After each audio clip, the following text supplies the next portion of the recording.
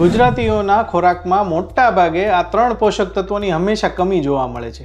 કયા છે એ પોષક તત્વો? પહેલું છે આયર્ન. જો આયર્નની તમારા ખોરાકમાં કમી હશે ને તો તમને ખૂબ જ થાક લાગશે.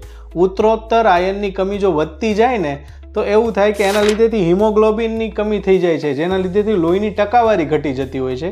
આયર્ન મોટા ભાગે પાલક જેવી વસ્તુઓમાંથી મળે છે. પાલક સિવાય એ દાળ, મગદાળ, ચણા વગેરે જેવી વસ્તુઓમાંથી મળી રહેતું હોય છે, એટલે આયર્ન રીચ ખોરાક ખાવો જોઈએ. બીજા નંબરની વસ્તુ છે એ છે વિટામિન ડી.